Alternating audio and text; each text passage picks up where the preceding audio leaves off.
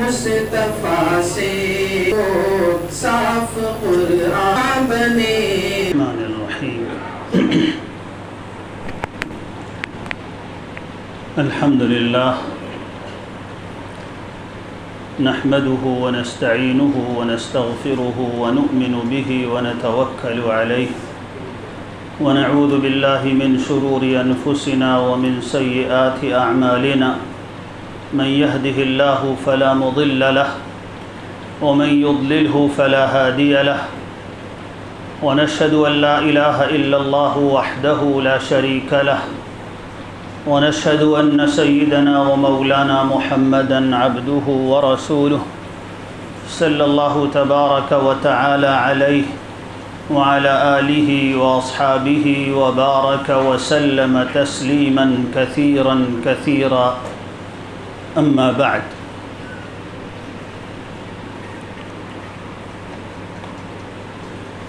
محترم علماء کرام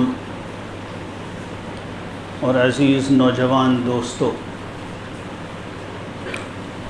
اس مجلس میں اس وقت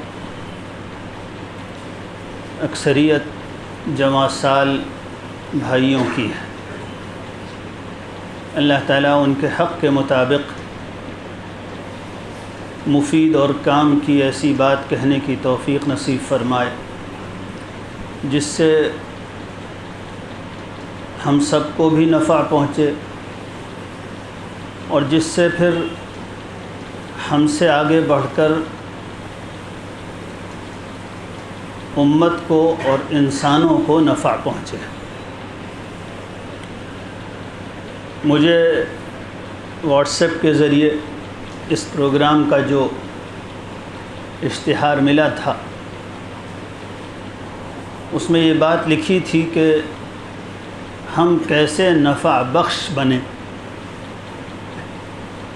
آپ میں سے جنہوں نے اردو میں وہ اشتہار پڑھا ہوگا انہوں نے یہ لفظ پڑھا ہوگا کہ ہم لوگ ایک نفع بخش امت، ایک نفع بخش قوم، ایک نفع بخش فرد کیسے بنے.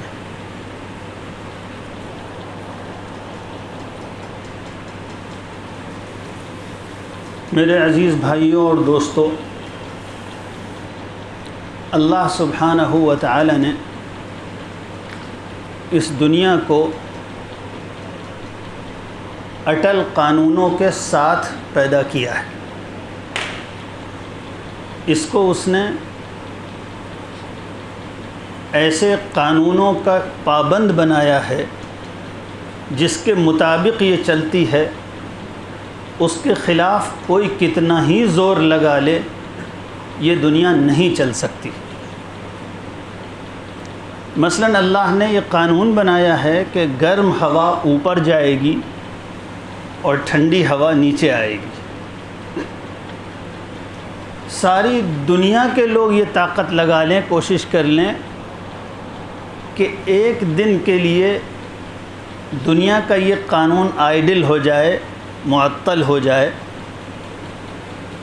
اور ایک دن ایسا ہو کہ ٹھنڈی ہوا اوپر جانے لگے اور گرم ہوا نیچے آنے لگے، تو کوئی ایسا نہیں کر سکتا. اللہ تعالیٰ نے ایک قانون بنایا ہے کہ جب پانی ایک خاص ٹمپریچر پر پہنچے گا تو وہ بھاپ بن کر اڑے گا. کوئی چاہے کہ اس دنیا میں ہزاروں سال سے، لاکھوں سال سے یہ قانون چل رہا ہے، ایک دن ایسا ہو جائے 12 سپٹمبر کا کہ اس دن یہ قانون رک جائے، گرم پانی بھاپ نہ بنے، تو ایسا کبھی نہیں ہو سکتا. بالکل اسی طریقے سے انسانوں کی زندگی کے سلسلے میں بھی اللہ سبحانہ و تعالی نے کچھ قوانین بنائے ہیں. کیسے انسان ترقی پائیں گے اور کس قسم کے انسان ترقی نہیں پائیں گے، کیسی قومیں سروائیو کریں گی اور کیسی قومیں مٹ جائیں گی. دنیا میں کن قوموں کو اللہ تعالیٰ عروج نصیب فرمائے گا اور کن قوموں کو اللہ کے قوانین کی وجہ سے عروج کے مدارج اور اوپر کی سیڑھیوں پر سے اتر کے نیچے آنا پڑے گا، اس کے بھی اللہ نے قانون بنائے ہیں۔ اور انبیاء علیہم الصلاۃ والسلام جہاں اللہ کے شرعی قانون بتاتے ہیں، شریعت کے قانون بتاتے ہیں، اسی طریقے سے اللہ سبحانہ و تعالیٰ کے حکم کے تحت انبیاء علیہم السلام قوموں کی ہدایت، ان کے سروائیول، ان کی بقا، ان کی ترقی، اس کے بھی قانون لے کر آتے ہیں اور انسانوں کو بتاتے ہیں۔ جس طرح انبیاء علیہم الصلاۃ والسلام یہ قانون بتاتے ہیں کہ وضو کیسے ٹوٹے گا، نماز کیسے ہوگی، کیسے نماز ٹوٹ جائے گی، روزہ کس وقت سے شروع ہوگا، کس وقت ختم ہوگا، نکاح کرنے کا صحیح طریقہ کیا ہے، بیوی اور شوہر کے حقوق کیا ہیں، جس طرح انبیاء علیہم الصلاۃ والسلام شریعت کے یہ قانون بتاتے ہیں، اسی طریقے سے انسانوں کی ترقی، ان کا عروج، ان کا رائز اینڈ فال، اوپر جانا اور نیچے آنا، کون سی قوم ایسی ہے جس کا پیغام دنیا میں چلے گا، اس کا کلچر عام ہوگا، دوسری قومیں اس سے سیکھیں گی، اور کون سی قوم ایسی ہوگی جو دنیا کی دوسری قوموں کی نگاہ میں حقیر اور کمتر بنا دی جائے گی۔ اس کے اور اس جیسے بہت سے قوانین بھی انبیاء علیہم الصلاۃ والسلام لے کر آتے ہیں، اور قرآن مجید میں اللہ تعالیٰ نے اس کا تذکرہ کیا اور یہ کہا کہ پچھلے نبیوں نے بھی یہ قانون بتائے، اور یہ نبی بھی یہ والے قوانین بتا رہا ہے۔ قد خلت من قبلکم سنن فسیروا فی الارض،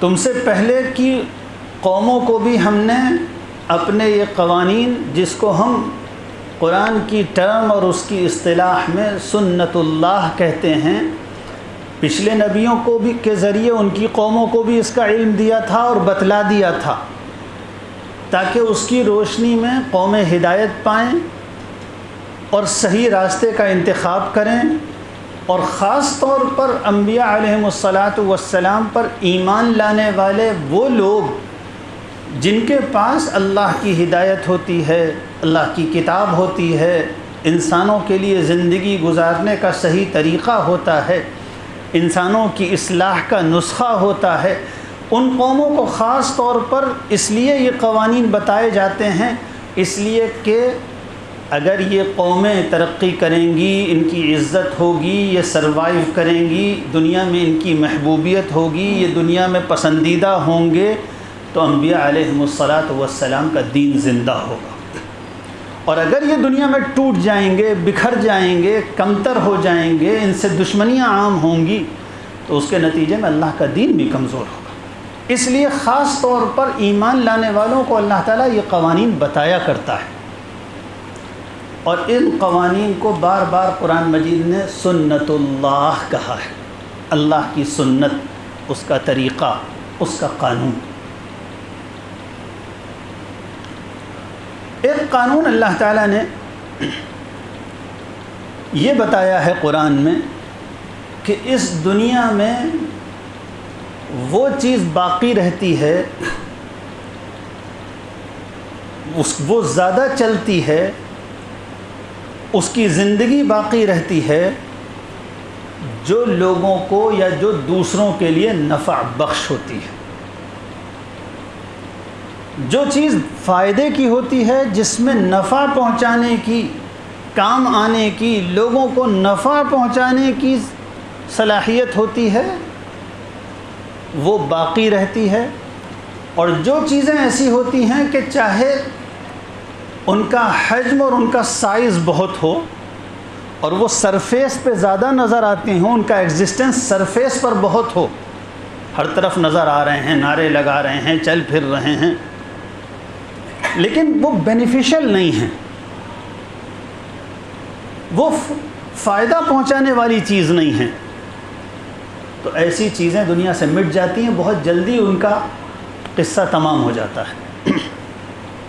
ایک مثال بیان کی قرآن نے پہلے، پھر اللہ نے اپنا یہ قانون بیان کیا، فرمایا انزل من السماء ماء فسالت اودیۃ بقدرها فاحتمل السیل زبدا رابیا ومما يوقدون عليه ابتغاء حلية أو متاع زبد مثله كذلك يضرب الله الحق والباطل فأما الزبد فيذهب جفاء وأما ما ينفع الناس فيمكث في الأرض كذلك يضرب الله الأمثال۔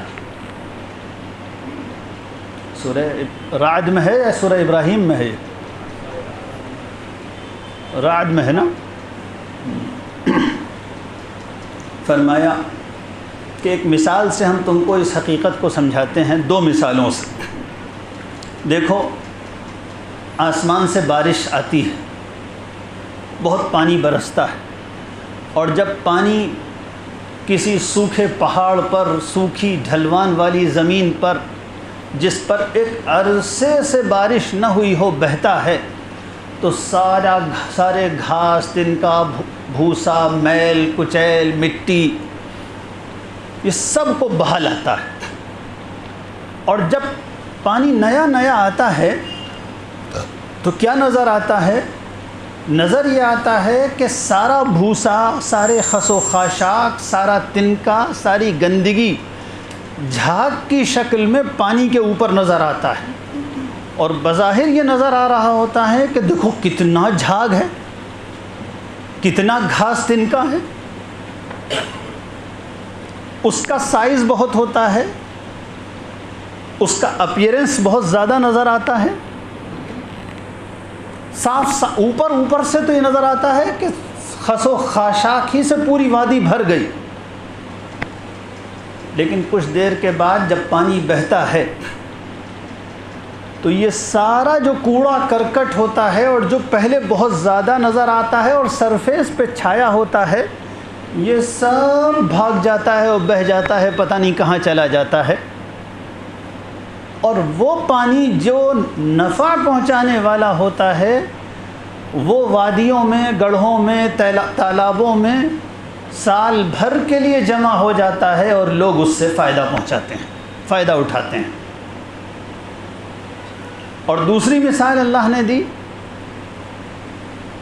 کہ دیکھو، جب سونا گندا ہو جاتا ہے،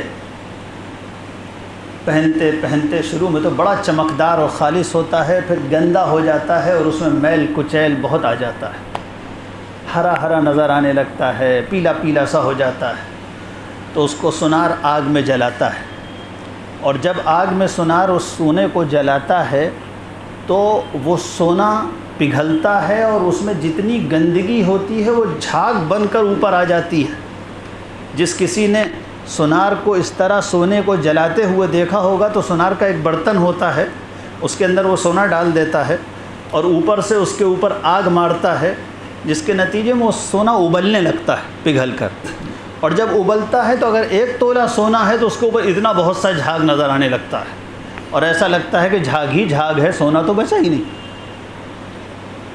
لیکن چونکہ جھاگ گندگی ہوتی ہے اور اس میں کوئی فائدے کی چیز نہیں ہوتی، اس لیے اس کو جلا دیا جاتا ہے، وہ ابل کے باہر پھینک دیا جاتا ہے، ابال کے باہر پھینک دیا جاتا ہے، اور جو اصل سونا، جو اصل قیمتی چیز ہے، جو نفع پہنچانے والی چیز ہے، وہ باقی رہ جاتی ہے، اور اس کو پریزرو کر لیا جاتا ہے، عزت سے رکھا جاتا ہے۔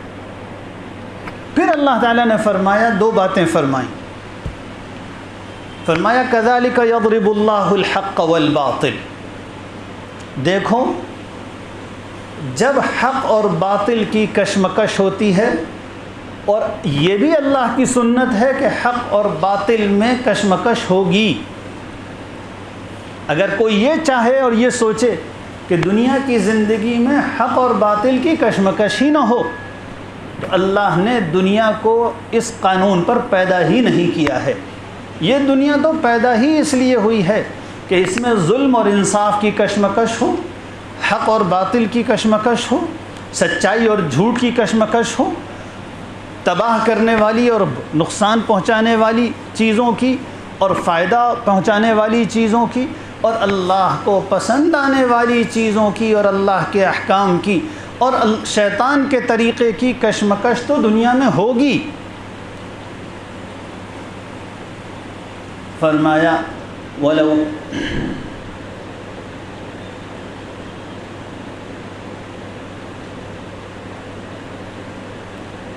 وَلَا يَزَالُونَ مُخْتَلِفِينَ إِلَّا مَنْ رَحِمَ رَبُّكَ وَلِذَلِكَ خَلَقَهُمْ۔ یہ حق و باطل کا اختلاف تو دنیا میں ہو کر رہے گا، اور ہم نے انسانوں کو اسی لیے پیدا کیا ہے۔ تو ایسا کیسے ہو سکتا ہے کہ جس کام کے لیے ہم نے انسانوں کو پیدا کیا ہو وہ کام ہی نہ ہو؟ وَلِذَلِكَ خَلَقَهُمْ۔ تو سب سے پہلی بات تو ہم لوگوں کو یہ سمجھنے کی ہے کہ انسان کی یہ زندگی ایک امتحان ہے۔ نوجوانوں، میں اپنے آپ سے بھی کہتا ہوں، یہ امتحان ہے، اور امتحان بہت آسان نہیں ہے۔ جنت سستی نہیں، جنت سستی نہیں۔ اللہ کے رسول صلی اللہ علیہ وآلہ وسلم نے خود فرمایا الا ان سلعۃ اللہ غالیہ، الا ان سلعۃ اللہ الجنہ، دیکھو اللہ جو سودا دے رہا ہے وہ ہے مہنگا، اللہ جو سودا دے رہا ہے وہ جنت ہے۔ اب اتنا قیمتی، اتنے اونچے قسم کے سودے کے خریدار ہو تو کچھ نقد تیار رکھو۔ ہاں، یہ اللہ کا وعدہ ہے کہ جب تمہارے لیے مشکل ہونے لگے گا تو ہم آسان کر دیں گے۔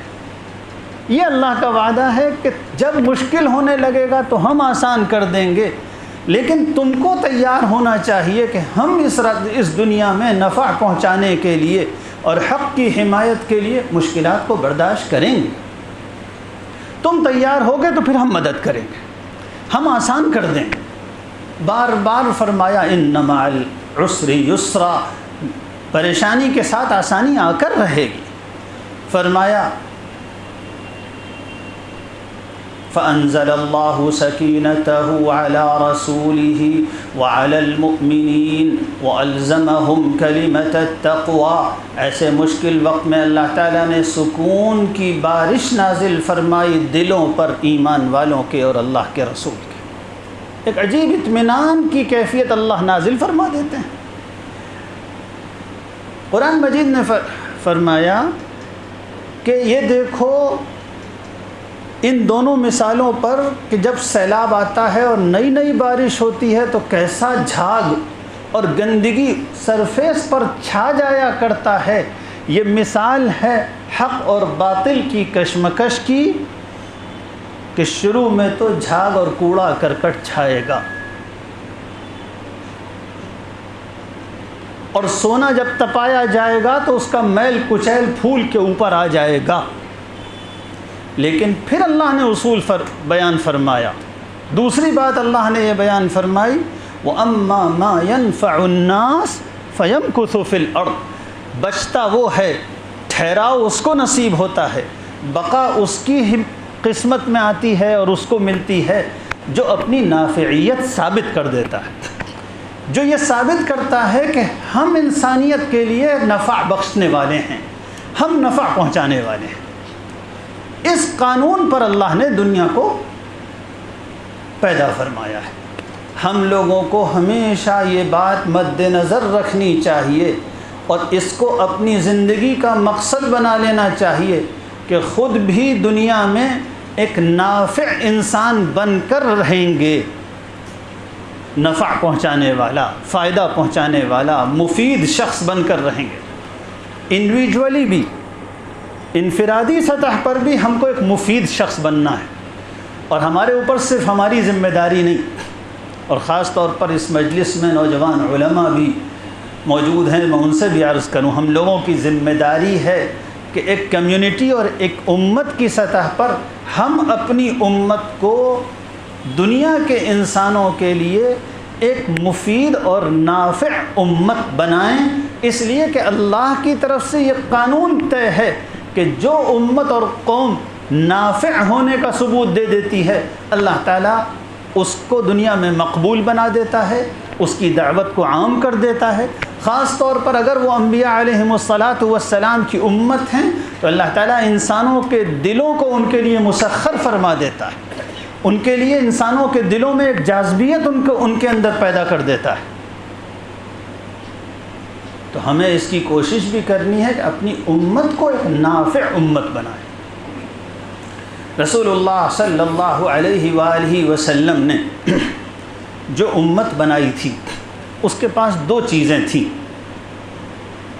اور ان دونوں کے اجتماع سے اللہ تعالیٰ نے سارے عالم کو اس کے ذریعے ہدایت دی تھی۔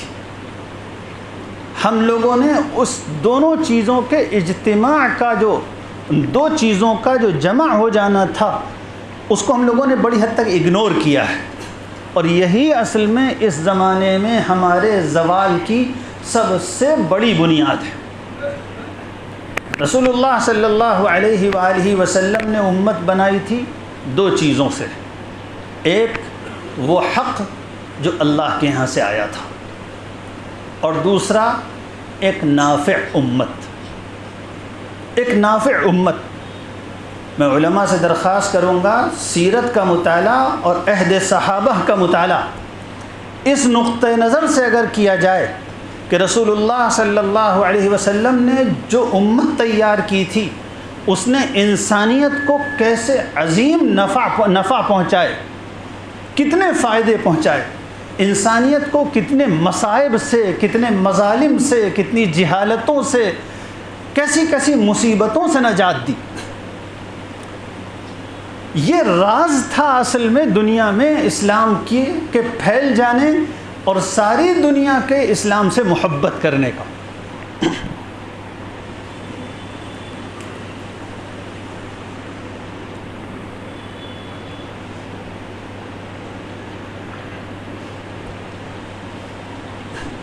بالکل شروع کا زمانہ ہے، ابھی تھوڑے سے مسلمان مکے میں ہیں، اور ان سے مکے کی جو ہائرارکی ہے اس نے ان کو ٹارگٹ پہ لیا ہوا ہے، ستایا جا رہا ہے، بدنام کیا جا رہا ہے، پروپیگنڈا ہے۔ بہت تھوڑے سے ہیں مسلمان، بہت مظلوم ہیں، فائنینشیل ریسورسز سے بہت محروم ہیں۔ مکہ ایک بہت طاقتور اور بہت رچ کمیونٹی تھی،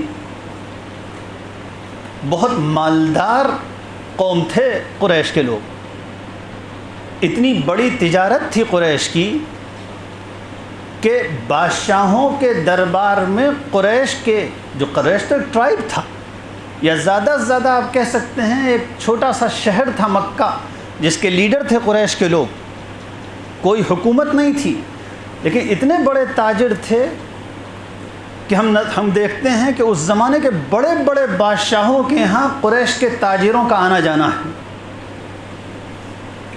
ابو سفیان ہم کو رومن امپائر کے بیزنٹائن کی جو سلطنت تھی اس کے فرمانروا اور اس کے بادشاہ قیصر کے یہاں نظر آ رہے ہیں۔ بار بار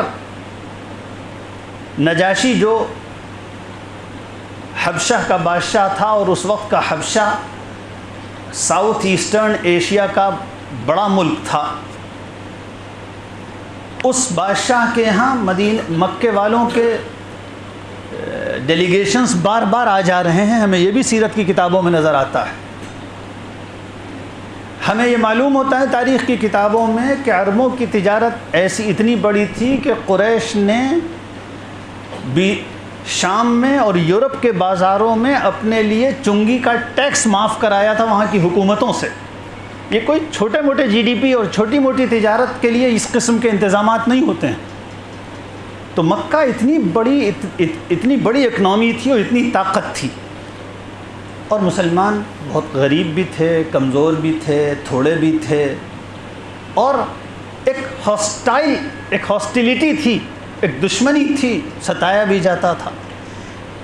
اس کے باوجود مکے کے لوگ یہ ماننے پر مجبور تھے کہ مکے کے لیے مسلمانوں کا وجود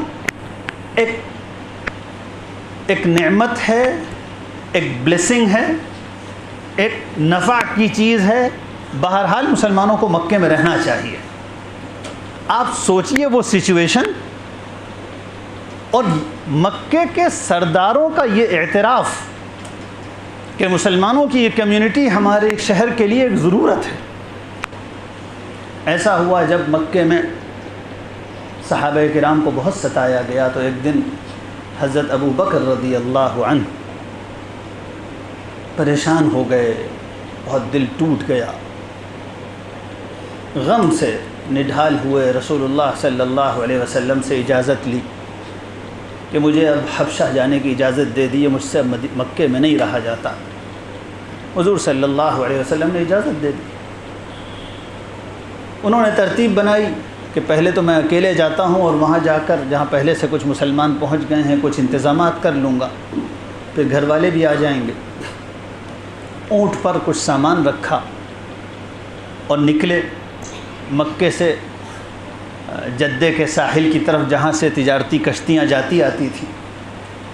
تو عرب کا ایک تاجر، مکے کا ایک بڑا تاجر اور سردار ابن الدغنہ، اس کا کچھ مال اسی وقت پورٹ ہوا تھا جدے کے ساحل سے حبشہی کے لیے، وہ وہاں سے واپس آ رہا تھا۔ اس نے کہا کہ ابو بکر ساحل کی طرف جا رہے ہیں، اس کا مطلب سمندری سفر کا ارادہ ہے اور اکیلے ہیں، کوئی تجارت کا سامان بھی نہیں ہے۔ تو روک لیا، کہاں جا رہے ہو ابو بکر؟ حضرت ابو بکر رضی اللہ عنہ نے کہا کہ مکے والوں نے بہت پریشان کیا، اب میرا دل اچاٹ ہو گیا ہے، اب رہنے کو جی نہیں چاہتا، اب میں جا رہا ہوں، مکہ چھوڑ کے جا رہا ہوں۔ ابن الدغنہ مشرک تھا، مکے کا سردار تھا، مگر اس نے سمجھ لیا کہ ابو بکر کے ملک کو چھوڑ کر، مکے کو چھوڑ کر جانے سے مکے کا اور انسانیت کا کتنا بڑا نقصان ہوگا۔ وہ اپنی سواری سے اتر گیا، حضرت ابو بکر رضی اللہ عنہ کے ہاتھ پکڑ لیے اور کہنے لگا، ابو بکر تم نہیں جاؤ گے، تم نہیں جاؤ گے۔ کیوں نہیں؟ میں کیوں نہیں جاؤں گا بھائی؟ تم نہیں جاؤ گے اس لیے کہ تم مکے میں ہوتے ہو تو ہمیں اطمینان رہتا ہے کہ کوئی غریب بھوکا ہوگا تو ابو بکر اس کو کھلانے کی فکر کر لے گا، کوئی بیوہ پریشان ہوگی اور ابو بکر کو پتہ چل جائے گا تو اس بیوہ کی مدد ہو جائے گی۔ من للارامل ومن للیتامى، بلکہ بعض تاریخ کی کتابوں میں تو وہی جملے آئے ہیں جو ورقہ نے رسول اللہ صلی اللہ علیہ وسلم سے کہے تھے، ابو بکر تم نہیں جاؤ گے، انک لتحمل الکل وتقری الضیف وتعین علی نوائب الحق وتکسب المعدوم۔ ابو بکر تم نہیں جاؤ گے۔ میں جب سیرت کا یہ واقعہ پڑھتا ہوں تو مجھے یہ آیت یاد آتی ہے، وَأَمَّا مَا يَنْفَعُ النَّاسِ فَيَمْكُثُ فِي الْأَرْضِ۔ اللہ نے یہ اصول طے کیا ہے کہ جو کمیونٹی اپنی نافعیت ثابت کر دے، ساری مشکلات کے باوجود، ساری رکاوٹوں کے باوجود، اس کمیونٹی کو تسلیم کرنے پر لوگ مجبور ہو جاتے ہیں۔ انسان کو بہرحال نفع کی ضرورت ہے۔ رسول اللہ صلی اللہ علیہ وآلہ وسلم نے، میں اکثر نوجوانوں سے یا دانشوروں سے گفتگو میں یہ بات کہا کرتا ہوں کہ موجودہ دور کے مسلمانوں کی صورتحال پر غور کیجئے اور رسول اللہ صلی اللہ علیہ وسلم کے دور میں جو امت تیار ہوئی تھی اس پر غور کیجئے، تو حضور اکرم صلی اللہ علیہ وآلہ وسلم کے دور کی امت کا ایک خاص امتیاز نظر آتا ہے کہ حضور صلی اللہ علیہ وسلم نے ایک سلیوشن کمیونٹی بنائی تھی، پرابلم کمیونٹی نہیں بنائی تھی۔ ایک امت کو اس کا احساس تھا کہ ہم جہاں ہوں گے ہم وہاں کی انسانیت کے لیے سلیوشن بنیں گے، مسائل کو حل کرنے والے بنیں گے، مسائل کو پیچیدہ بنانے والے نہیں بنیں گے۔ دیکھیے حضور اکرم صلی اللہ علیہ وسلم غریب مہاجروں کو لے کر مدینے پہنچتے ہیں۔ آپ مدینے پہنچتے ہیں ایسے لوگوں کو لے کر جن کے پاس اب کاروبار بھی نہیں ہے، جن کے پاس اب گھر بھی نہیں ہے، یہ مائیگرینٹ کمیونٹی ہے، یہ پناہ گزین ہیں، یہ مکے سے اپنا مال اپنے گھر بار چھوڑ کر مدینے آئے ہیں۔ اب ظاہر بات ہے اس سچویشن میں مدینہ جو ایک چھوٹی سی آبادی تھی، اور اس میں بھی اوس اور خزرج کے لوگ عموماً غریب قسم کے کسان تھے، وہاں کے لیے یہ کمیونٹی ایک مسئلہ بن جاتی۔ لیکن وہاں پہنچتے ہی رسول اللہ صلی اللہ علیہ وسلم نے ایسی تربیت کی تھی کہ مہاجرین نے یہ طے کیا کہ ہم کسی پر بوجھ نہیں بنیں گے۔ انصار نے تو اپنی طرف سے پیشکش کی، بخاری شریف میں روایت ہے کہ انصار نے پیشکش کی کہ ہمارے باغ حاضر ہیں، ہمارے پاس جو بھی کھیت ہیں، جو بھی باغ ہیں، ہم آدھے آدھے کر دیتے ہیں، آدھے ہمارے مہاجر بھائیوں کو دے دیے جائیں، ہم آدھے پر گزر کر لیں گے۔ لیکن مہاجرین نے اس پیشکش کو قبول نہیں کیا۔ مہاجرین نے کہا کہ ہم ایسا کرتے ہیں کہ تم اپنے کھیت اور باغات میں ہمیں مزدور رکھ لو یا ہمیں بٹائی پر دے دو، اور ہم بٹائی پر کام کریں گے، محنت ہم کریں گے، اور جو غلہ آئے گا وہ باقاعدہ بانٹ لیا جائے گا بٹائی کے اصولوں کے مطابق۔ جب یہ فیصلہ ہوگا، بخاری شریف میں پوری روایت موجود ہے، تو سب سے پہلی بات تو یہ کہ انہوں نے بوجھ بننے سے انکار کیا۔ دوسری بات یہ کہ رسول اللہ صلی اللہ علیہ وسلم کے وہاں پہنچتے ہی وہاں کی لوکل جو پرابلمز تھیں وہ حل ہونی شروع ہوئیں۔ جب حضور صلی اللہ علیہ وسلم گئے ہیں وہاں تو مکہ مدینے میں زبردست خانہ جنگی کے 40 سال گزرے تھے، آپس میں جنگ چل رہی تھی، 40 سال سے جنگ چل رہی تھی، کوئی گھر ایسا نہیں تھا جس میں نفرت کی آگ نہ دہک رہی ہو اور جس میں یتیم موجود نہ ہوں اور بیوائیں موجود نہ ہوں۔ 40 سال سے جہاں جنگ چل رہی ہو، کیا حال ہوگا وہاں؟ لیکن رسول اللہ صلی اللہ علیہ وسلم کے پہنچتے ہی وہ جنگ ختم ہوئی، اور صرف جنگ ہی ختم نہیں ہوئی، آپس میں نہایت محبت کے تعلقات مسلمانوں نے وہاں قائم کر دیے۔ کیسے یہ احسان بھول سکتے تھے مدینے کے لوگ؟ اس احسان کو کوئی بھول سکتا تھا؟ اب سوچئے کہ اگر مسلمان دنیا میں اپنے اس رول کو یاد رکھیں کہ ہمارا کام جنگوں کو ختم کرانا ہے، امن قائم کرانا ہے، ہمیں دشمنیاں ختم کرنی ہیں، ہمیں مظلوموں کو انصاف دلانا ہے، تو ہماری تصویر ایک بالکل دوسری تصویر ہوگی، اور ہمارے لیے پاسبلٹیز اور اپرچونٹیز کے بالکل نئے میدان سامنے آئیں گے۔ ایک اور واقعہ سنیے، میں 2-3 چیزیں سنا کر یہ اس حقیقت کا احساس کرنا اور کنانا چاہتا ہوں کہ رسول اللہ صلی اللہ علیہ وسلم نے جس طرح امت بنائی تھی، ہم اس طرح امت نہیں بنا رہے ہیں۔ ہم لوگ واقعہ یہ ہے کہ اس عہد کو اچھی طرح نہیں سمجھ رہے ہیں۔ حضور اکرم صلی اللہ علیہ وسلم کا کام کیا تھا؟ میں علماء سے درخواست کروں گا حیات الصحابہ پڑھیے حیات الصحابہ، وہ ہے صحیح تاریخ کہ امت کا رول کیا تھا عہد نبوی میں اور عہد خلافت راشدہ میں، اور دنیا کی قوموں کو مسلمانوں سے کون سا نفع مل رہا تھا کہ اس نفع کی وجہ سے جہاں ہم پہنچتے تھے وہاں ہماری محبت ہو جاتی تھی، اور ہمارے ذریعے وہاں کی انسانیت کو نفع ملتا تھا، وہاں کی دشمنیاں ختم ہوتی تھیں، وہاں کی اکنامی بہتر ہوتی تھی، وہاں کے ویلتھ ڈسٹریبیوشن کا نظام ایک انصاف کے مطابق ہوتا تھا، غربت کا خاتمہ ہوتا تھا، مظلوموں کو انصاف ملتا تھا۔ اسی لیے تو لوگ جان نچھاور کرتے تھے اور ہاتھوں ہاتھ لیا کرتے تھے۔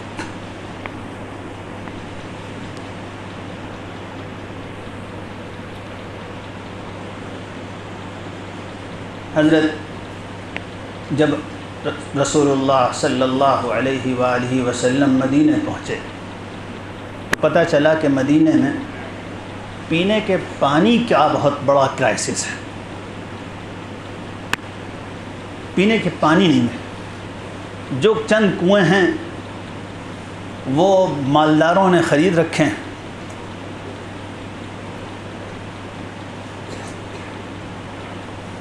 کیپٹلزم ہر زمانے میں اپنی اسی خصوصیت اور کیریکٹرسٹکس کے ساتھ ہوتا ہے جس خصوصیت اور کیریکٹر کے ساتھ اس وقت ہے۔ چند بڑے مالداروں نے میٹھے پانی کے کنویں خرید لیے، اب غریب آدمی کو بھی بسلیری کی بوتل تو خریدنی پڑے گی۔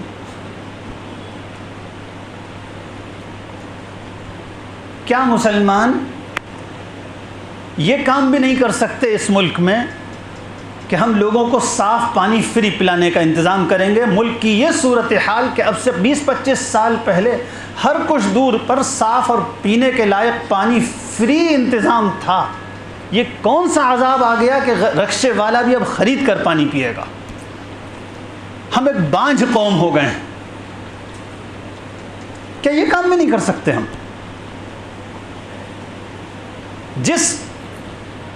جو قوم دنیا کی سب سے غریب قوموں میں ہے، اس کو مجبور کیا گیا ہے کہ اگر سڑک چلتے تم کو پیاس لگ جائے، تم یا تو نالی میں سے گندا پانی پی لینا، ورنہ پھر تم کو خرید کے پانی پینا پڑے گا۔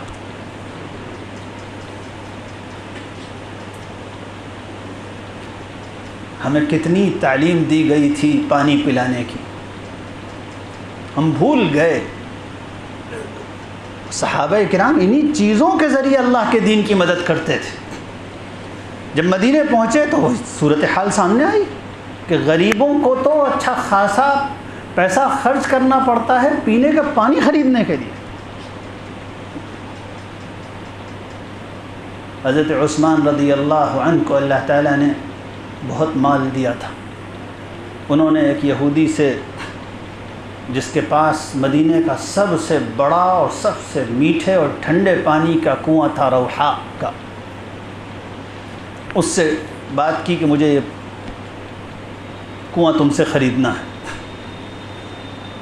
بہت مہنگا وہ کنواں خریدا، اور خریدنے کے بعد مسجد نبوی آئے اور اعلان کر دیا آج سے کوئی آدمی پانی نہ خریدے، میں نے فلاں میٹھے پانی کے کنویں کو اللہ کے لیے وقف کر دیا ہے، اب اس کا پانی فری ہے۔ مدینے کی وہ چھوٹی سی آبادی جس کی ہر عورت روزانہ سوچتی تھی کہ اتنے کا پانی آ جاتا ہے، باقی خرچ میں تنگی ہوتی ہے، جس دن اس کے کان میں یہ آواز پہنچی ہوگی کہ مکے سے جو ہمارے مہمان آئے ہیں انہوں نے آتے ہی ہمارے پانی کے مسئلے کو حل کر دیا ہے، آپ بتائیے ان کا ذہن، ان کا دل اسلام اور مسلمانوں کے بارے میں اب کس طرح سوچنے لگے گا؟ یہ بالکل ایک رسول اللہ صلی اللہ علیہ وسلم نے اسی طرح امت تیار کی تھی۔ جب یہ امت تیار ہو گئی اور اس کو اللہ تعالیٰ نے یہ بات سمجھا دی، اما ما ينفع الناس فيمكث في الارض، میں علماء سے اور خاص طور پر حرف کے طلباء سے کہتا ہوں کہ ذرا غور کرو کس موقع پہ قرآن نے یہ بات کہی ہے۔ قرآن نے یہ موقع صدقات کے بیان کے وقت یہ بات نہیں کہی ہے، قرآن نے یہ بات انسانی حقوق کے بیان کے وقت نہیں کہی ہے، قرآن نے یہ بات انسانوں سے محبت اور حسن سلوک کے سیاق میں نہیں کہی ہے، قرآن نے یہ بات کہی ہے کذالک یضرب اللہ الحق والباطل کے بعد۔ کیا اس کے بعد بھی ہم نہیں سمجھیں گے کہ قرآن کیوں کہہ رہا ہے یہ بات؟ کذالک یضرب اللہ الحق والباطل، اور اس کے بعد کہتا ہے فَأَمَّا الزَّبَدُ فَيَذْهَبُ جُفَاءً، جس میں بہت افان نظر آ رہا ہے، جھاگ ہی جھاگ ہیں، چھایا ہوا ہے، وہی نظر آ رہا ہے، جو اصل نافع ہے پانی وہ تو نظر ہی نہیں آ رہا۔ لیکن نافع ہو اگر تو اسی کو بقا ہے اور اسی سے سب نفع اٹھاتے ہیں۔ جب صحابہ کرام پہنچے باہر، سب سے پہلے تو رسول اللہ صلی اللہ علیہ وسلم اور ان پر ایمان لانے والوں کے ذریعے عرب کی سرزمین کو نفع پہنچا، امن قائم ہوا۔ جو عرب کی سرزمین تڑپ رہی تھی بدامنی کی وجہ سے، پیاسی ہو گئی تھی، مسلمانوں نے یہ ثابت کیا کہ ان کے پاس اگر طاقت اور اقتدار آئے گا تو وہ امن قائم کریں گے اور لوگوں کی جان اور مال بالکل محفوظ ہو جائیں گے۔ جیسے ہی عرب میں یہ تصویر نظر آئی کہ جہاں مسلمان ہوتے ہیں وہاں جان اور مال محفوظ ہوتی ہے، تو صورتحال ہی بدل گئی۔ حضرت عدی ابن حاتم عرب کے شمال مشرق کے ایک علاقے کے بادشاہ تھے، رسول اللہ صلی اللہ علیہ وسلم کے پاس آئے اور حضور اکرم صلی اللہ علیہ وسلم نے ان سے کہا کہ ایک دن وہ آئے گا کہ میرے ساتھیوں کے ذریعے سے عرب میں ایسا امن قائم ہوگا کہ اکیلی عورت بھی عرب کے شمال سے چلے گی تو جنوب تک اطمینان سے پہنچ جائے گی، اس کی طرف آنکھ اٹھا کر کوئی دیکھنے والا نہیں ہوگا۔ تو حضرت عدی ابن حاتم کو بڑا تعجب ہوا، ترمذی میں روایت موجود ہے، فوراً انہوں نے کہا فَأَيْنَ شُطَّارُ طَيْ، ارے طَيْ کے قبیلے کے مشہور ڈاکو کہاں جائیں گے؟ بدامنی سے پریشان تھے عرب۔ امن قائم ہو گیا، اور جب صرف امن ہی قائم نہیں ہوا، ایسا نظام بنا کہ رسول اللہ صلی اللہ علیہ وسلم نے اپنے صحابہ کو فوراً روانہ کیا، یعنی اتنی بھی دیر نہیں کی کہ فتح مکہ سے فارغ ہو جاتے، اس سے پہلے سے ہی روانہ کر دیا۔ حضرت علی کو یمن بھیجا، حضرت معاذ کو، حضرت علی کے ساتھ اور بعض دوسرے صحابہ کرام کو یمن بھیجا اور کہا کہ مالداروں سے زکوٰۃ وصول کر کے فوراً وہیں غریبوں میں بانٹ دینا، فوراً وہیں اسی جگہ کے غریبوں میں بانٹ دینا۔ اور صحابہ کرام کو ایسی تاکید تھی کہ جہاں سے ہر جگہ جہاں وہ پہنچتے تھے فوراً وہاں کے مالداروں سے زکوٰۃ وصول کرتے تھے، وہیں کے غریبوں کی خدمت میں اس کو تقسیم کر دیتے تھے، کہ بعد میں اگر کبھی خلیفہ نے کہا بھی کسی سے کہ ارے تم فلاں علاقے میں گئے تھے ٹیکس وصول کرنے کے لیے، زکوٰۃ وصول کرنے کے لیے، کچھ لے کر نہیں آئے، تو کہنے لگے ہم سے رسول اللہ صلی اللہ علیہ وسلم نے یہی کہا تھا جہاں سے وصول کرنا اسی علاقے کی غریبوں کی خدمت کر کے خالی ہاتھ واپس آ جانا۔ پھر اس کے بعد صحابہ کرام باہر نکلے، اور باہر نکلے تو باہر کی دنیا ظلم کے تحت کے نیچے تڑپ رہی تھی۔ شرک کی وجہ سے انسانیت کا جوہر مٹ چکا تھا، شرک مٹا دیتا ہے انسانیت کی ہر خوبی کو، اخلاقی اصلاح شرک کے ساتھ ہو ہی نہیں سکتی۔ شام میں بھی یہی حال تھا، عراق میں بھی یہی حال تھا، ایران میں بھی یہی حال تھا۔ جیسے ہی صحابہ کرام باہر گئے اور وہاں بھی یہی ہوا، وَأَمَّا مَا يَنْفَعُ النَّاسَ فَيَمْكُثُ فِي الْأَرْضِ، غریب دبلے پتلے باہر کے علاقوں میں پہنچتے ہیں، اور وہاں جا کر کیا منظر ہوتا ہے؟ وہاں کے لوگ ان کے انصاف سے محبت کرنے لگتے ہیں۔ وہاں کی سب سے بڑی جو پرابلمز تھیں سب سے پہلے وہ حل ہوتی ہیں۔ ایک بہت بڑا مسئلہ تھا، کاش آپ لوگ اس کو ریلیٹ کر سکیں دنیا کی کرنٹ سچویشنز سے۔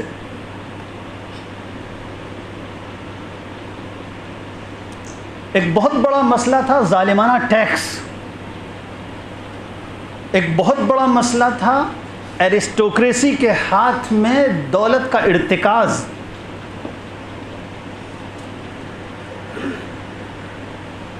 خاص طور پر میں واقعہ سناؤں،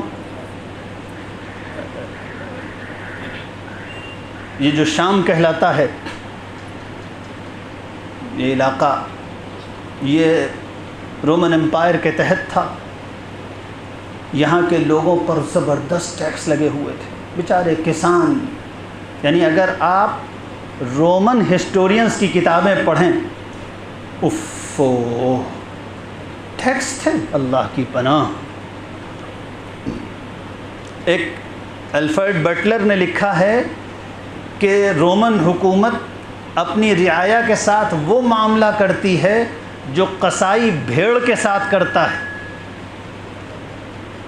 اور اس کے بعد کہا قصائی بھی بھیڑ کا اون قینچی سے کاٹتا ہے، رومن حکومت اور اس کے ٹیکس کے شعبے کے لوگ قینچی سے اون نہیں کاٹتے تھے، ہاتھ سے نوچ نوچ کے نکالتے تھے۔ اس طرح ٹیکس وصول کیا جاتا تھا۔ خاص طور پر کسانوں پر جو ظلم تھا، اللہ کی پناہ، کسان خودکشیاں کرتے تھے۔ جب مسلمان پہنچے اور اس کے نتیجے میں ان کو معلوم ہوا کہ مسلمانوں نے آتے ہی لینڈ ریفارمز کی، پڑھیے اس زمانے کی تاریخ، کیا وجہ تھی۔ حضرت عمر رضی اللہ عنہ کے زمانے میں جدھر مسلمان پہنچتے تھے فوراً وہ علاقہ فتح ہو جاتا تھا، سارے عوام مسلمانوں کا استقبال کرنے لگتے تھے۔ پورا عراق، پورا شام، پورا مصر، پورا لیبیا، پورا سوڈان، پورا موراکو، یہ سب حضرت عمر کے زمانے کی فتوحات ہیں۔ اور ہر جگہ، ہر شہر میں جیسے ہی صحابہ اور ان کے ساتھ لوگ پہنچتے تھے، سارے عوام کہتے تھے کہ بہت اچھا ہوا تم آ گئے، استقبال کرتے تھے۔ وجہ یہ تھی کہ حضرت عمر رضی اللہ عنہ کو اللہ تعالیٰ نے عبقری قسم کی ذہانت دی تھی، ایسا ذہین، ایسا دنیا کے انسانوں کے نفع کو سمجھنے والا، ایسی ویلفیئر پالیسیز والا حکمراں دنیا میں نہ ہوا ہے اور نہ کبھی ہوگا۔ حضرت عمر رضی اللہ عنہ نے سمجھ لیا کہ اس پورے علاقے کی سب سے بڑی پرابلم یہ ہے کہ زمین پر چند زمینداروں اور حکومت کے فوجیوں اور افسروں کا سارا قبضہ ہے، باقی کسان جو ہیں تو غلام ہیں۔ ایک نئی قسم کی غلامی ان علاقوں میں ہوا کرتی تھی، جن کو زمین کے غلام کہا جاتا ہے۔ حضرت عمر رضی اللہ عنہ نے سب سے پہلا کام یہ کیا کہ جیسے ہی مسلمان وہاں پہنچتے تھے فوراً لکھ کر دے دیا جاتا تھا کہ لینڈ ریفارمز کی جاتی ہیں، زمینیں زمینداروں سے لے کر کسانوں کو دے دی گئیں۔ وہ کسان جو 3 پشتوں سے غلام تھے، جب ان کو یہ سننے ملتا تھا کہ ایسا کوئی انصاف والا بھی ہے، ایسی کوئی قوم بھی ہے جو زمینیں چھین کر زمینداروں سے خود نہیں لے رہی، بلکہ وہ جس فقیری کے شان کے ساتھ آئے تھے آج بھی اسی فقیری کی شان کے ساتھ رہتے ہیں، انہوں نے تو زمینیں ظالم زمینداروں سے لے کر ہم کو دے دی، ایسا نفع پہنچانے والے، بس فوراً وہ لوگ استقبال کرتے تھے۔ یہاں تک کہ حمص اور بعلبک میں ایسا ہوا کہ حضرت عمر نے مسلمانوں سے کہا کہ ایک فوری ضرورت کی وجہ سے وہاں سے تم لوگ واپس آؤ، حمص اور بعلبک کے شہر خالی کرو، دونوں شہر اس وقت سیریا میں ہیں، دونوں شہر خالی کر دو، اور وہاں کے جو پرانے رولرز تھے ان کے حوالے کر دو شہر کہ آپ یہاں کا انتظام سنبھالیے، ہم کو ہمارے خلیفہ نے کہا ہے ہمیں عراق پہنچنا ہے، ہم واپس جاتے ہیں۔ تو جب یہ خبر وہاں کے عوام نے سنی تو وہ اپنے گھروں سے نکل کر آ گئے، انہوں نے راستے روک لیے، انہوں نے خوشامد کی صحابہ کرام سے کہ آپ ہمیں چھوڑ کر مت جائیے۔ وہ عیسائی تھے، عرب مسلمان تھے، انہوں نے خوشامد کی، انہوں نے یہاں تک کہ بوڑھی عورتوں نے صحابہ کرام کے ہاتھ پکڑ لیے، ہم تمہیں نہیں جانے دیں گے، اور یہاں تک کہ حمص کے سب سے بڑے گرجا گھر میں پادریوں نے دعائیں شروع کر دی۔ جب صحابہ کرام نے کہا نہیں ہمیں جانا ہی پڑے گا، تو جس وقت مسلمان نکل رہے تھے حمص سے اور بعلبک سے، تو اس وقت حمص اور بعلبک کے گرجا گھروں میں پادری دعا کر رہے تھے، اے اللہ ان لوگوں کو دوبارہ ہمارے ملک میں لائیے گا۔ بس اتنی بات سے ہم لوگوں کو یہ سمجھ میں آ جانا چاہیے کہ رسول اللہ صلی اللہ علیہ وسلم نے یہ امت اس اصول پر بنائی تھی کہ ہم کو انسانیت کو نفع پہنچانے والا بننا ہے۔ ہم جہاں ہوں ہمارا کام یہ ہے کہ ہم لوگوں کی پرابلمس کو سالو کریں، ہمارے گھر کے اندر ہو، ہم اپنے کالج میں ہوں، ہم اپنی گلی میں ہوں، ہمارا کام ہے ہم سلیوشن بنیں، ہماری یہ ڈیوٹی ہے۔ ہم یہ نہ سوچیں کہ ہمارا کیا مسئلہ ہے۔ بہت افسوس ہوتا ہے کہ اگر کسی محلے میں کوئی بیوہ ہے اور غیر مسلم بیوہ ہے تو اس کو جس طرح غیر مسلم نہیں پوچھتے، مسلمان بھی نہیں پوچھتے۔ افسوس ہوتا ہے کہ سڑک پر اگر ایکسیڈنٹ ہو جاتا ہے تو غیر مسلم بھی گزر جاتے ہیں اور ایمبولینس بلانے کی اور اس کو اسپتال پہنچانے کی زحمت نہیں کرتے، اور مسلمان بھی گزر جاتے ہیں۔ ہم وہ نہیں بچے جو ہم تھے، اور بقا کا استحقاق تو نفع والے کو ہے۔ سروائیول آف دی فٹیسٹ نہیں، بلکہ سروائیول آف دی بینیفیشل کے اصول پر انسان کی دنیا ہے۔ انبیاء علیہ السلام اور قرآن کا اصول سروائیول آف دی فٹیسٹ کا نہیں ہے، سروائیول آف دی بینیفیشل کا ہے۔ اما ما ينفع الناس فيمكث في الارض۔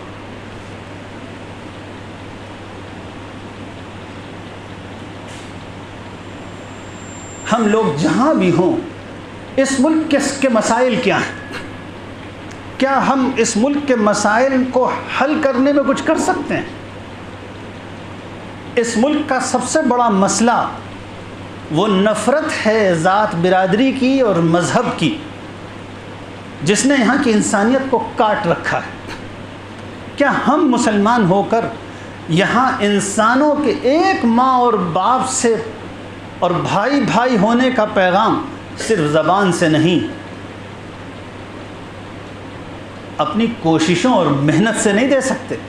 کوششوں اور محنت سے میں کہہ رہا ہوں،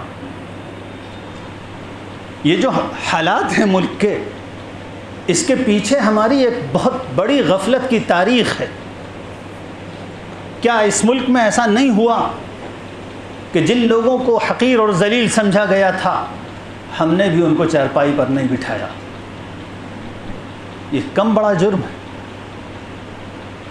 کیا خدا کی عدالت میں یہ کم بڑا جرم ہے انسانوں کو حقیر سمجھنا؟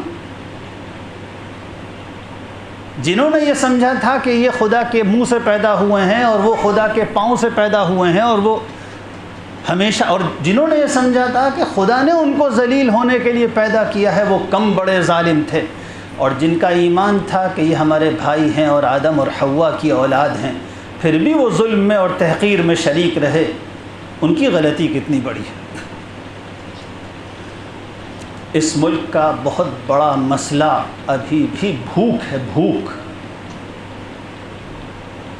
ہے، بھوک۔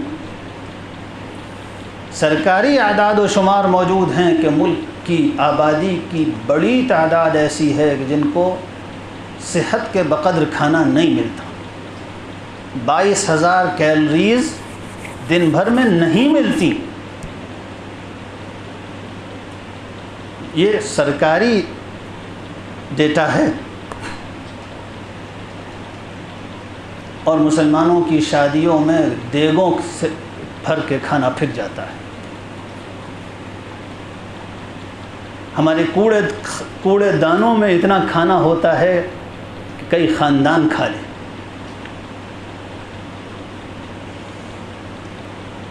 تو خاص طور پر نوجوانوں سے عرض کرتا ہوں، ہم لوگوں کو کچھ پلاننگ کرنی ہے، اور خاص طور پر یہاں جو کالجز کے نوجوان یا اسکول کے طلباء ہیں، میں ان سے خاص طور پہ عرض کرتا ہوں، اس دنیا کی سب سے بڑی اس وقت جو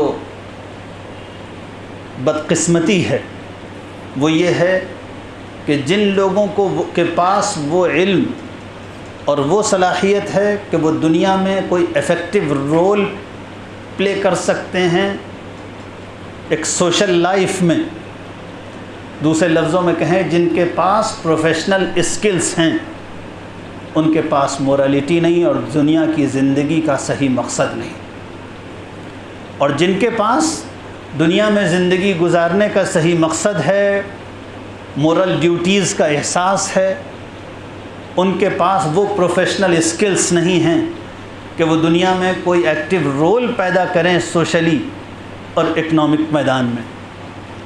یہ جو مسئلہ ہے، اس نے ہماری قوم کو نافع ہونے سے اور دنیا میں اپنا نفع پہنچانے سے بہت محروم کیا ہے۔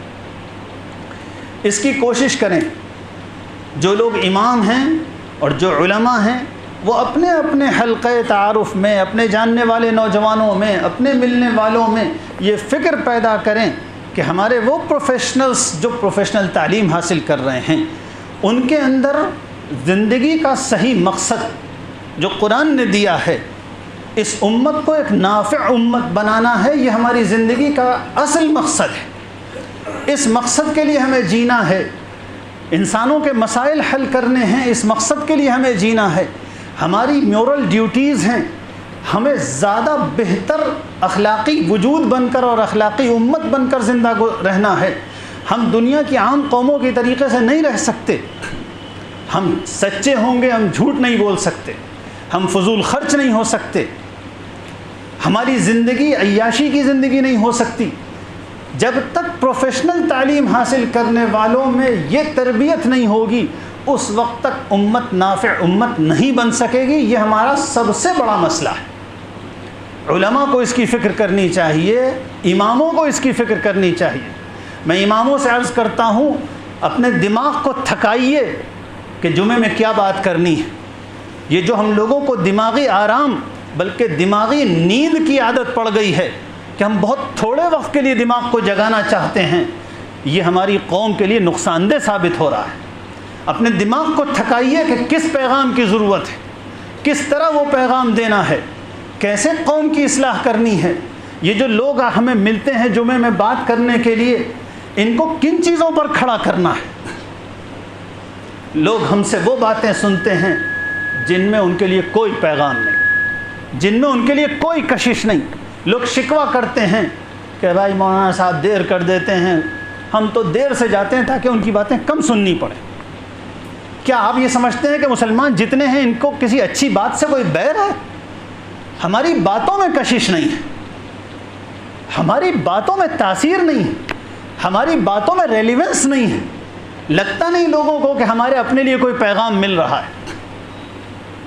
اس لیے میں عرض کرتا ہوں، اپنے دماغوں کو تھکائیے، غور و فکر کیجئے، مشورے کیجئے، پوچھئے کیا پڑھیں، کس کی باتیں سنیں، کہاں سے وہ مواد ملے گا جس سے امت اپنی نافعیت والے پیغام پر کھڑی ہوگی۔ علماء کو یہ کام کرنا پڑے گا، ائمہ کو یہ کام کرنا پڑے گا، اور یہی ایک راستہ ہے امت کو دوبارہ اپنے رول پر اور اپنے کام پر کھڑے کرنے کے لیے۔ ایک بڑی تعداد اس وقت نوجوانوں کی موجود ہے۔ میں نوجوانوں سے کہتا ہوں، دنیا میں عزت کا مقام پانے کے لیے 2 چیزیں پیدا کرنی سب سے پہلی ضرورت ہے۔ آپ کالج میں پڑھتے ہیں، آپ دکانوں پہ کام کرتے ہیں، آپ مارکیٹ میں ہوتے ہیں، آپ لوگوں کے ساتھ میل جول میں ہوتے ہیں۔ اگر آپ کو اپنی ایکسیپٹیبلٹی لوگوں کے درمیان پیدا کرنی ہے، اپنی قبولیت کہ لوگ آپ کو قبول کریں، لوگ آپ سے متنفر نہ ہوں، تو 2 چیزیں پیدا کیجیے۔ نمبر 1 شرافت، نمبر 2 وقار۔ ایک مسلمان کے اندر 2 چیزیں ہونی چاہیے، شرافت ہونی چاہیے اور دوسرا وقار ہونا چاہیے۔ آپ جہاں ہوں لوگوں کو نظر آئے کہ یہ شریف لوگ ہیں، اور الحمدللہ ہمارا دیندار طبقہ جو ہے اس کے بارے میں یہ بات بڑی حد تک غیر مسلم بھی تسلیم کرتے ہیں کہ یہ شریف لوگ ہیں۔ ہمارا دیندار طبقہ گالی نہیں بکتا۔ کیا سمجھتے ہیں آپ غیر مسلم یہ بات نوٹس نہیں کرتے؟ نوٹس کرتے ہیں۔ کیا آپ کو، میں آپ سے بتاتا ہوں، میری عمر 50 سال ہو گئی، کم از کم 35 سال تو اچھے ہوش و حواس کی عمر ہے۔ میرا تقریباً 100% کا تجربہ ہے کہ میں جب بھی غیر مسلموں کے بیچ میں کہیں ہوتا ہوں تو عام لوگوں کے مقابلے میں ایک احترام اور ریسپیکٹ کا رویہ ان کی طرف سے پاتا ہوں۔ میں ٹرین میں ہوں، میں ایئرپورٹ پر ہوں، میں ہاسپٹلس میں ہوں، یہاں تک کہ سرکاری دفتروں تک میں یہ نہیں کہہ رہا کہ نفرت کی آگ نہیں جل رہی اور سیلاب نہیں بہہ رہا، ایک بلائے تند و خیز ہے نفرت کی، لیکن اس کے باوجود انسان تو انسان ہے، وہ شرافت کی قدر کر کے رہتا ہے۔ کیا غیر مسلم اس بات کو نوٹس نہیں کرتے کہ ان کے سادھو تو بے ٹکٹ سفر کرتے ہیں اور کوئی عالم بے ٹکٹ سفر نہیں کرتا؟ کیا اس کو نوٹس کیے بغیر رہ سکتے ہیں وہ؟ بس اس کو ہر مسلمان یہ سوچ لے کہ ہمیں ایک شریف انسان ہمارا اپیرنس جو ہو، ہمارا جو معاملہ ہو، ہمارا بولنے کا انداز، اس میں شرافت ٹپکتی ہوئی ہو۔ اب آپ بتائیے، کیا عام نوجوان لڑکوں سے اب ہمیں گالی نہیں چھڑوانی چاہیے؟ یہ گالی صرف گالی نہیں ہے، یہ امت کے مستقبل کو داغدار اور مخدوش بنا رہی ہے۔ گلیوں میں، سڑکوں میں، مارکیٹوں میں ایک شرافت نظر آنی چاہیے۔ یہ شریف لوگ ہیں، بولیے تو شرافت سے بولیے، نرم انداز میں بولیے، ایک بات۔ دوسری بات وقار۔ یہ میں گویا اپنا 35 سالہ غور و فکر کا نتیجہ بیان کر رہا ہوں کہ ملک کے اندر کس چیز سے عزت ملتی ہے، اور میں بہت غور کرتا ہوں۔ میں جب بھی کسی ایسی جگہ ہوتا ہوں تو میں غور کرتا ہوں کہ نگاہیں کس طرح کی ہیں، معاملہ کس طرح ہو رہا ہے۔ اور جب میں یہ دیکھتا ہوں کہ تقریباً 100%، بلکہ یقیناً 100%، میری زندگی میں تو مجھے کبھی اس کا تجربہ نہیں ہوا کہ میرے الا ماشاءاللہ ایک آدھ واقعہ کبھی ہوا ہو تو ہوا کہ مجھے دوسروں سے زیادہ ریسپیکٹ نہ ملی ہو۔ میں نے بہت غور کیا کہ وجہ کیا ہے۔ میں اس نتیجے پہ پہنچا، میں ایک واقعہ سنا دوں آپ کو۔ آپ میں سبھی لوگوں نے اس طرح کے تجربے کیے ہوں گے، خاص طور پہ علماء نے ضرور کیے ہوں گے۔ میں تو توجہ دلانا چاہتا ہوں، اب سے کئی سال پہلے کی بات ہے، ہو گئے ہوں گے 6-7 سال، 5-6 سال۔ ہماری اہلیہ کا ایک آپریشن ہونا تھا لکھنؤ کے میڈیکل کالج میں، اور میں یہ چاہتا تھا کہ پرائیویٹ وارڈ مل جائے پردے وغیرہ کے مسائل اور سہولت کی وجہ سے۔ اور لکھنؤ میں میڈیکل کالج میں پرائیویٹ وارڈ عام طور پر VIP لوگوں کے لیے ریزرو کر کے رکھے جاتے ہیں، اور پھر بھی لکھنؤ چونکہ VIPs کا گڑھ ہے، افسران ہی افسران ہیں ماشاءاللہ، اور اگر 1,500 افسران ہیں تو 5,000 ان کے چیلے ہیں، تو وہ بھرا رہتا ہے، 2-4 مشکل سے خالی رہتے ہیں۔ تو مجھے پتہ چلا کہ صرف ایک روم خالی ہے، اور وہ بھی VIP کلاس میں بھی انہوں نے سپر ڈیلکس ایک روم بنائے ہوئے ہیں کچھ، ان میں ایک خالی ہے۔ اور وہ سپر ڈیلکس واقعی جا کے معلوم ہوا کہ ارے سرکاری اسپتال کے نہایت ناگفتہ اور خراب حالات کے اندر انہوں نے 5 اسٹار ٹریٹمنٹ کا اپنا پورا انتظام کر رکھا ہے۔ خیر، تو ایک ہی روم خالی تھا۔ میں نے ڈاکٹر سے کہا، ڈاکٹر نے لکھ دیا اور یہ کہا کہ فلاں روم میں ملے گا۔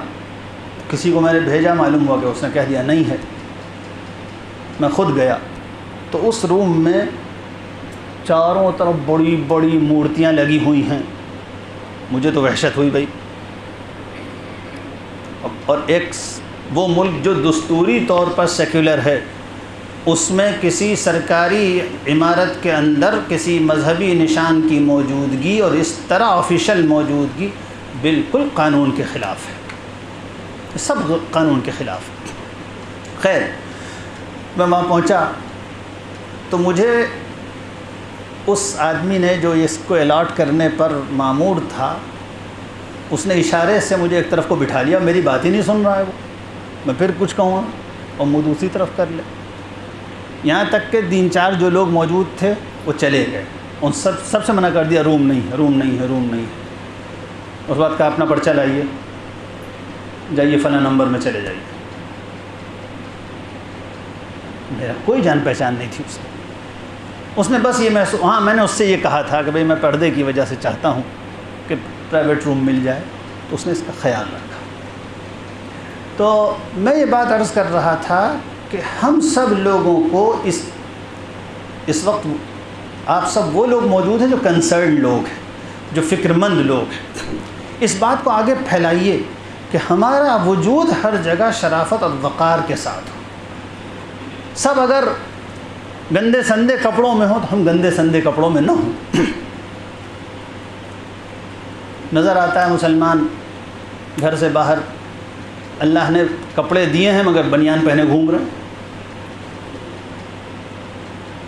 صبح کو 9 بجے گھر کے باہر منجن کرتے ہوئے نکل چلے آ رہے ہیں۔ رسول اللہ صلی اللہ علیہ وسلم نے ایسی ہر ہیئت سے منع فرمایا ہے جس سے بے سلیقگی محسوس ہوتی ہے۔ ہر ایسی ہیئت سے اور طریقے سے حضور نے منع فرمایا جس سے بے سلیقگی محسوس ہوتی ہو، اٹپٹا پن محسوس ہوتا ہو۔ ایک صاحب آئے حضور صلی اللہ علیہ وسلم کے پاس بہت معمولی اور خراب کپڑے پہنے ہوئے۔ حضور نے پوچھا اللہ نے تمہیں مال دیا ہے؟ ہاں اللہ کے رسول صلی اللہ علیہ وسلم اللہ نے مجھے مال دیا ہے۔ تو ایسے کپڑے کیوں پہنے ہوئے؟ تو ایسے کپڑے کیوں پہنے ہوئے؟ ایسے پہنو جیسا اللہ نے دیا ہے۔ تو وقار کے ساتھ اگر رہنا سیکھ جائیں، اور وقار غربت کے خلاف نہیں، غریب آدمی بھی وقار کے ساتھ رہ سکتا ہے، لیکن رہے وقار کے ساتھ، سستی حرکتیں نہ کرے۔ سستی حرکتیں، ٹھٹھا کر رہا، ہاں ہاں ہاں ہاں چل ہنس رہا ہے، چیخ چیخ کے بول رہا ہے۔ قرآن نے منع کیا ہے زور سے بولنے سے۔ کیوں چیخ کے بولنے سے قرآن نے منع کیا؟ کیوں رسول اللہ صلی اللہ علیہ وسلم کی سنت یہ ہے کہ قہقہا نہ لگایا جائے؟ کیوں ہے یہ سنت؟ حضور نے یہ پوری امت کو سکھایا ہوا لائف اسٹائل ہے۔ ایک اچھا مسلمان قہقہے سے پرہیز کرے گا، ایک اچھا مسلمان اٹپٹے کپڑے نہیں پہنے گا۔ حضور اکرم صلی اللہ علیہ وآلہ وسلم کے کپڑوں میں پیوند لگے ہوتے تھے، لیکن بو کبھی نہیں آتی تھی، بو کبھی نہیں آتی تھی، گندے کبھی نہیں ہوتے تھے۔ تو شرافت اور وقار کے ساتھ رہنے کی عادت ڈالیے، ایک ضرورت یہ ہے۔ دوسری بات یہ کہ ہم جہاں ہوں، جس حال میں ہوں، جس جگہ ہوں، آپ اسکول میں ہوں، آپ کالج میں ہوں، آپ مارکیٹ میں ہوں، آپ یہ طے کیجئے کہ ہمیں دوسروں کے مقابلے میں انسانوں کا زیادہ فائدہ پہنچانے والا بننا ہے، اور پوری امت کو اس پر کھڑا کرنا ہے۔ میں کہتا ہوں اگر ہندوستان میں مسلمانوں کو ملائن کرنے اور بدنام کرنے کا جتنا خطرناک پروپیگنڈا ہے اتنا ہی ہوتا، بالکل اس میں کوئی فرق نہ ہوتا، لیکن غیر مسلم یہ بات جانتے ہوتے کہ مسلمان دھوکہ نہیں دیتا ہے۔ صرف ایک بات، صرف اتنی بات، جس طرح ہر غیر مسلم یہ جانتا ہے کہ مسلمان سور نہیں کھاتا، اسی طرح ہر غیر مسلم اگر یہ جانتا ہوتا کہ مسلمان دھوکہ نہیں دیتا ہے، اور جتنا ٹی وی پر اور اخبار میں پروپیگنڈا ہے اس کا ڈبل بھی ہوتا، تو اس پروپیگنڈے سے کوئی مسلمانوں سے نفرت کرتا؟ صرف ایک چیز، یہ تو صرف ایک چیز ہے۔ میں کہا کرتا ہوں، ایک مرتبہ میں نے ڈاکٹرز کے ایک مجمع میں خاص طور پر کہا کہ اگر پورے ملک میں صرف غیر مسلموں کو یہ معلوم ہو جائے کہ مسلمان ڈاکٹر غیر ضروری جانچ نہیں لکھتا، دوا لکھنے پر کمیشن نہیں لیتا، تو مسلمانوں کو کوئی برا کہنے والا اس ملک میں نہیں بچے گا۔ صرف ڈاکٹرز، باقی سارے مسلمان جیسے ہیں ویسے ہی رہیں، صرف غیر مسلموں کو یہ معلوم ہو جائے کہ اس والے ڈاکٹر کے پاس جائیں گے تو وہی جانچ لکھے گا جو ضروری ہوگی، ورنہ کہہ دے گا نہیں ان جانچوں کی ضرورت نہیں، بلا وجہ پیسے مت خرچ کرو۔ ہم جاتے ہیں ڈاکٹروں کے پاس، ایک دوا لکھی 150 روپے کی ہے، بعد میں معلوم ہوا دوسری برانڈ نیم سے یہی دوا 50 روپے کی مل رہی ہے۔ کیا مطلب ہے اس کا؟ تو مسلمانوں کو ایک نافع امت بن کر دکھانا ہوگا، اور اللہ کا قانون ہے کہ نافع امت کے لیے اللہ نے بقا لکھی۔ نوجوانوں سے میں عرض کرتا ہوں، کاہلی کسی قوم کو کبھی نافع نہیں بننے دے گی۔ یہ جو ہم لوگوں کی عادت ہو گئی ہے صبح کو دیر سے اٹھنا، کالج کے بھی کچھ بچے ہیں تو ان کو سنا دوں، ہمارے ہاں جس کو ذرا ماڈرن بننے کا شوق ہوتا ہے نا، پہلے تو وہ سر پر مدھیہ پردیش کی جیوگرافی بنواتا ہے، کتنے پہاڑ ہیں، کتنی نہریں بہہ رہی ہیں، پہلے تو یہ کام کرتا ہے۔ اور دوسرا کام یہ کرتا ہے کہ صبح کو دیر سے اٹھنا شروع کرتا ہے کہ اگر میں دیر سے نہیں اٹھوں گا تو لوگ مجھے ماڈرن نہیں کہیں گے، نہیں تو بیکورڈ آدمی صبح جلدی اٹھ جاتا ہے۔ ماڈرن ہونے کے اور انگریز ہونے کی پہلی شرط یہ ہے کہ صبح کو دیر سے اٹھا جائے۔ اب اس کے بعد ہماری قسمت کم انگریزوں کے ملک میں چلے گئے، تو ہمیں پتہ چلا ارے انگریز تو بڑے بیوقوف لوگ ہیں، یہ تو صبح ہی 6 بجے اٹھ جاتے ہیں، یہ تو فجر میں ہی اٹھ جاتے ہیں. یہ ہمارے یہاں کے انگریز ہیں جن کے یہاں آفس 10 بجے کھلتے ہیں، باقی پورے یورپ میں آفس 8 بجے کھل جاتے ہیں، سارے بینک 8 بجے کھل جاتے ہیں، ساری کھانے پینے کے سامان کی دکانیں 6 بجے کھل جاتی ہیں، اور 6 بجے سے پہلے پارک بھرے ہوئے نظر آئیں گے، لوگ جاگتے نظر آئیں گے. ایسے ہی ہمارے ہاں جس کے اوپر ماڈرنزم کا ہیضہ سوار ہوتا ہے، وہ رات میں 2 بجے سے پہلے سونا سمجھتا ہے کہ 2 بجے سے پہلے اگر سو گئے تو لڑکی ریجیکٹ کر دے گی کہ یہ والا لڑکا تو بیکورڈ قسم کا ہے، 2 بجے سے پہلے سو جاتا ہے. اور وہاں گئے تو پتہ چلا کہ وہاں تو 7 ہی بجے رات ہو جاتی ہے.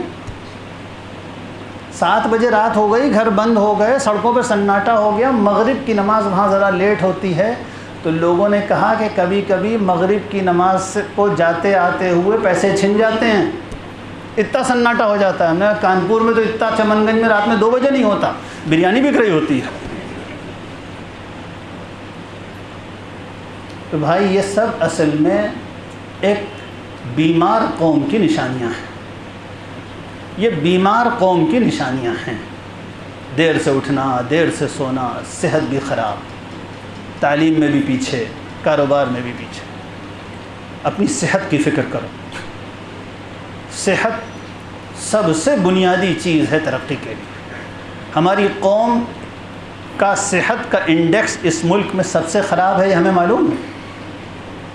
مسلمانوں کا صحت کا انڈیکس اس ملک میں سب سے خراب ہے، سب سے خراب صحت ہے مسلمانوں کی. اللہ تعالیٰ توفیق نصیب فرمائے. جتنی چیزیں ایسی ہیں جو ہم کو ترقی سے روکنے والی ہیں، ہمارا دین ان سب کو منع کرتا ہے. یہاں تک کہ علماء نے لکھا ہے کہ مٹی کھانا حرام ہے. کیوں؟ اس لیے کہ مٹی کھانے سے پیٹ کو نقصان پہنچتا ہے. علماء نے لکھا مٹی کھانا حرام ہے. کیوں؟ پیٹ کو نقصان پہنچتا ہے. تو اب جب یہ پتہ چل گیا کہ سگریٹ پینے سے کینسر ہوتا ہے، پہلے نہیں معلوم تھا لوگوں کو، تو حقہ پیا کرتے تھے، تمباکو کھایا کرتے تھے، نہیں معلوم تھا. لیکن اب جب یہ معلوم ہے کہ ٹوبیکو دنیا میں کینسر کا سب سے بڑا ریزن ہے، تو کیا اب بھی سگریٹ پینا حرام نہیں ہوگا؟ فقہا نے تو مٹی پینے کو حرام، مٹی کھانے کو حرام لکھا ہے. مٹی سے کتنا زیادہ نقصان دہ گٹکا ہے، کتنا زیادہ نقصان دہ سگریٹ ہے، پیسہ خرچ کر کے کینسر خرید رہے ہیں. اس لیے وہ ساری عادتیں جو صحت خراب کریں، جو مال کو ضائع کریں، جو ہمارے کیریئر کے لیے نقصان دہ ہوں. اتنے بڑی تعداد میں مسلمانوں کی آبادیوں میں کھانے کے ہوٹل، یہ کیا بتا رہے ہیں؟ اس قوم کا زندگی کا مقصد کھانا کھانا ہو گیا ہے. اب بتائیے جمعے میں ہم نے کب خطبہ دیا تھا اس بات پر کہ کھانے میں اعتدال ہونا چاہیے؟ ہم نے تو کبھی نہیں دیا.